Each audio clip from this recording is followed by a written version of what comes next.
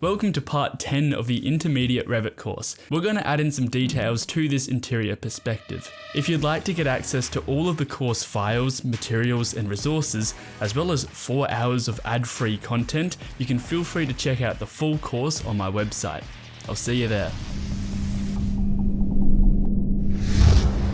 Alright, so now I'm going to add in all of the detail to this internal view. I'm going to edit this view to make it look really nice in the renders.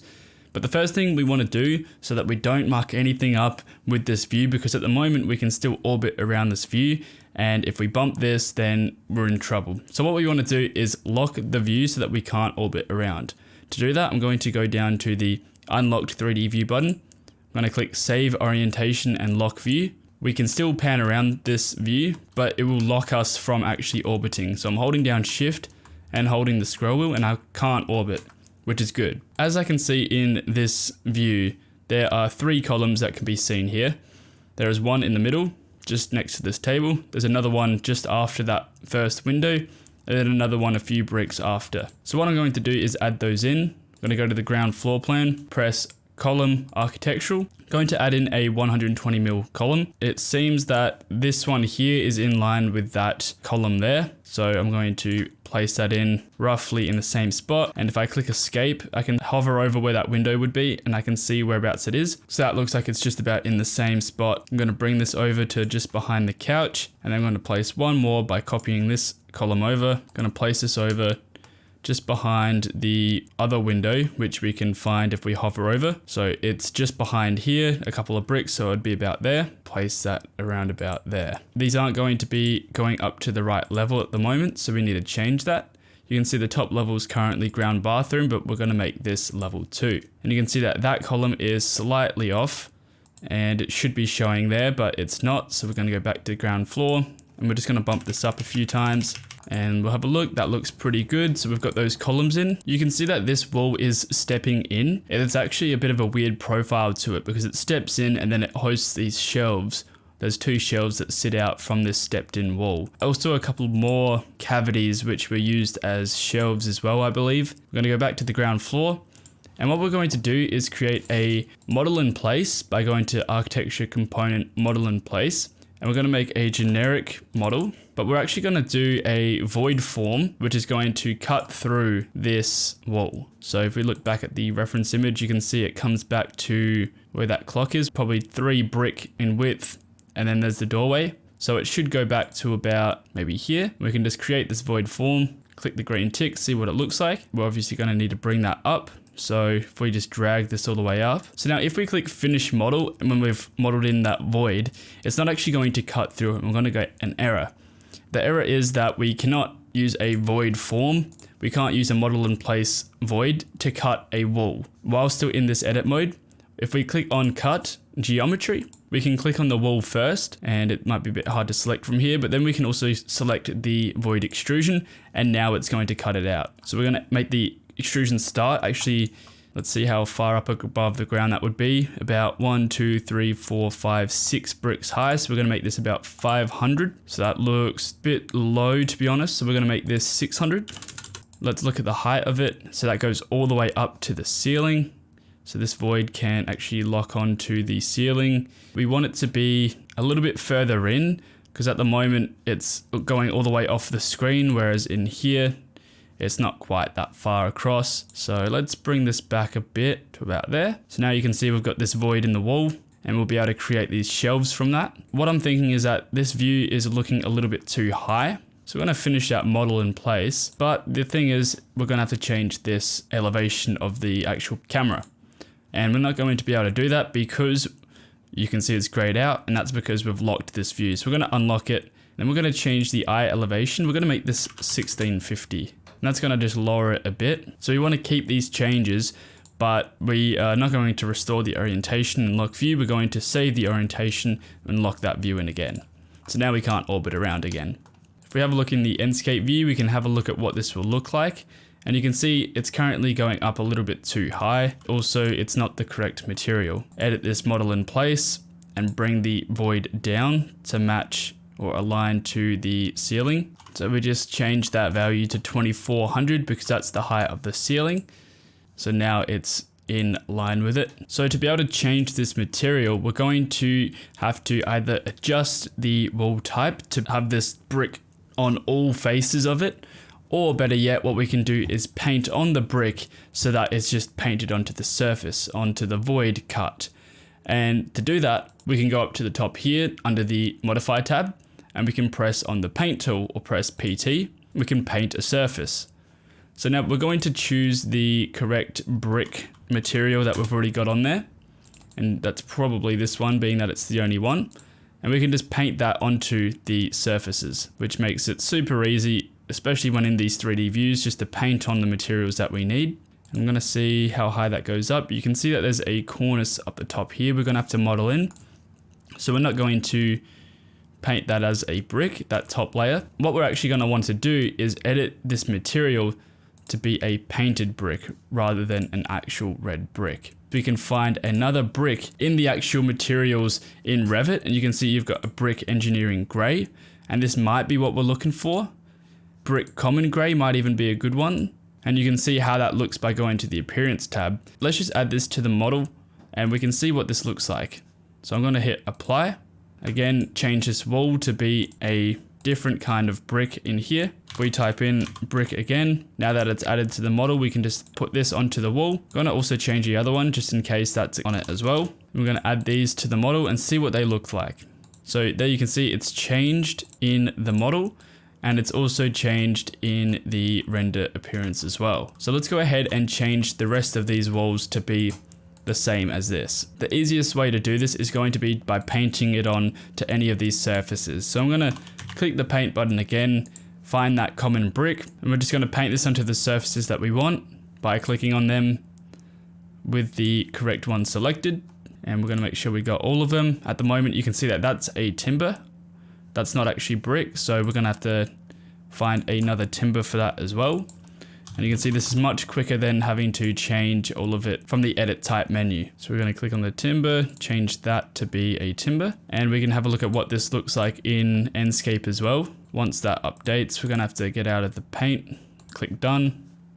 That will update it in Enscape. The bricks aren't perfect, they don't really look like painted brick, but we're gonna go for that look anyways. It's pretty good. Now, the stone floor isn't exactly what we were after. These columns look like they might be a little bit too thick, so they could probably go back to 100 mils. And then we still have to add in these shelves and the TV in the corner, as well as the carpet and fix this floor. So first things first, let's edit these columns. We're gonna change the 120 column to be a diameter of 100, and we're just going to hit rename on this because this is the only place that we use this. Click apply, and you can see that that's brought the diameter of them down. You can see that these columns are also the same paint color as the walls, so we can actually go ahead and edit them because at the moment they are white. So we're going to make them a gray, and all we're going to do is just use the paint tool again to paint on a gray color. Let's see if there's a gray paint or something. Might be a bit difficult. We could even make this a plastic and see if this is what we need and apply it to the columns. You can see that's changed it to a gray. It's only done half of it. Paint the other halves. Now they're gray.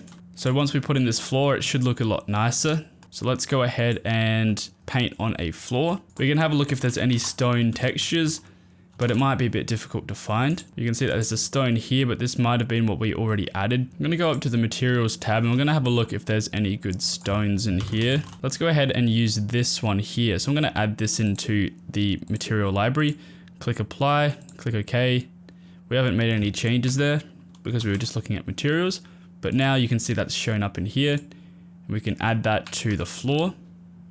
Now let's see what this looks like in Enscape. As you can see, it's not quite the same. Going to actually just bring the scale of this texture up. We're going to make this 4800. That's that stone now, which is about the same size as it here. It's just a different color. If we wanted to change the color of this stone, it would be a matter of changing it inside of Photoshop and then relinking it. And I can show you how to do that, which is actually quite easy. So let's go ahead and find where this image is.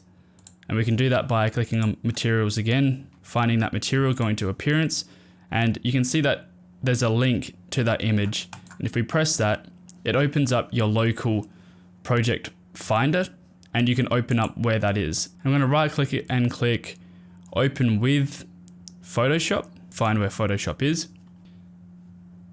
There we go. Because now once we open it, we can adjust the color of it to match what it looks like in this image. So it looks like the fill, the mortar of it, whatever you want to call it. It's like a light sandy gray, and then there's a darker gray which has a bit of a bluer green tint on it as well for the actual stone. So here's the image. So what I'm going to do is open up another Photoshop file of this reference image, and I'm actually going to try use the match color tool. But first of all, I want to crop this so that it's only showing the colors that are of the stone. So we can bring this in, and we're going to make that the actual image. We can zoom in on that if we want. But what we're going to do is click now back onto this Photoshop file.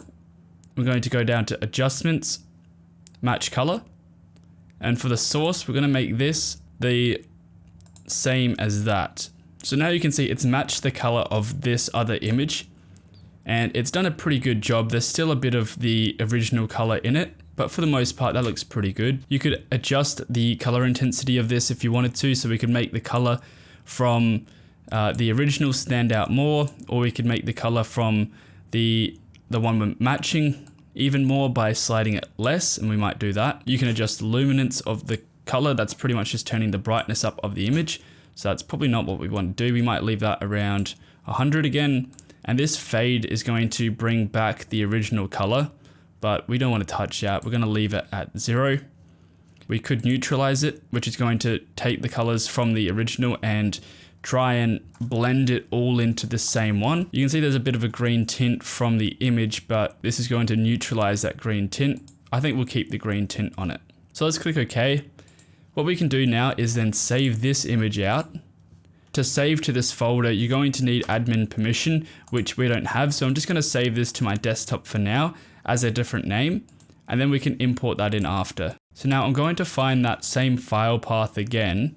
So if I go back into Revit, we can find where that was. And so if we use this, you can see it's under Program Files, Common Files, Autodesk Shared, and Materials. So let's go ahead and find that. Now we can save it in here. So I'm going to drag this in from the desktop, and it's going to ask for admin permission, which we can continue with. And now it's in here, and we've got the bump in there as well, which is really good. So now I'm going to duplicate this stone because we want to make this the gray stone, and we're going to call it gray. So what we can do is click on the image again here, and we can see where it says source. And if we click on that, we can change the source. And we're going to make this number 2, which is what we've just imported in. There you can see we've now got the gray stone, and it's not perfect, but for the most part, it's going to look pretty good. And we can change this to be the gray stone, and you can see it now has changed in the Enscape view, and that looks much better than it did before. It is actually quite similar to what it is in real life. Next up, I'm going to add in those shelves that are here. So what I'm going to do for this, we could model in place these shelves. I think the easiest way would just be create some floors and then offset the floors from the ground floor and have them sitting on the wall. So I'm going to go to the ground floor. I'm going to draw these in as floors. We can just guess how long they are. They go back probably halfway through that void, and the void starts here and ends here. So we're going to go about maybe 2/3 of the way. We're going to make this 1650, and we can bring this out maybe 150 mils, come across and back. We're going to offset this from the ground floor. You can see the first one is roughly maybe 600, 700, 800 above the ground floor. Click the green tick. We can have a look what this looks like in the 3D view. We're going to have to change the floor type. This is going to be about a 20 mil shelf, so we can duplicate the generic 150 and make this shelf 20 millimeters, or if it's a bit thicker than 20 mils, yeah, probably about 50 mils. Click OK, edit the structure, make this 50, click OK, click OK. What we can do is align this to that back wall, and we might even bring that out a bit more. So I'm going to edit the boundary of it, and I'm just going to bring this out to about 300. So there we go. That's the first shelf in. Does it look the same? It is quite good actually. You can see that that's meant to be a bit of a chamfered corner, so we can add that in as well. I'm going to edit the boundary and go to the ground floor. So that is 300 mils. I'm going to bring this back to 200. And then this one is 1650, so I'm going to bring this back to 1550. I'm just taking 100 mils off of each one. And now what I'm going to do is use the start end radius arc. I'm just going to create an arc. We can have a look at what this looks like in 3D. There we go. That looks pretty good. You can see that that's sort of a marble texture. So we can change that to be a marble texture. And we're going to make sure it's right up against the wall like it is here. And so I think I fooled myself there. It actually is up against that wall, but it needs to be lower because it needs to be right on that bottom of the void. So if we go back here, we can align the bottom or the top of that void there. Going to align the bottom of it to that. Again, we're just going to go back to Enscape, see how that looks. That looks pretty good.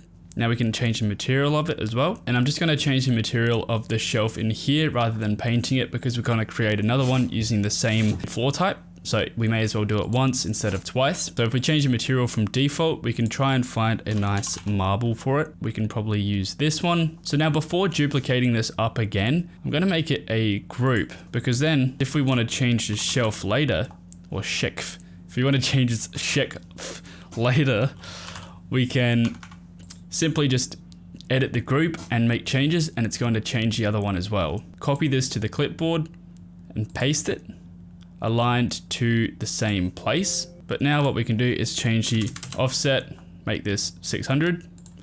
And so now that's 600 mils higher, which is pretty much what that one is. In the next lesson, we're going to continue modeling up this interior room by adding in some ceiling skirting. This is called cornicing. If you'd like to get access to all of the course files, materials, and resources, as well as 4 hours of ad-free content, you can feel free to check out the full course on my website. I'll see you there.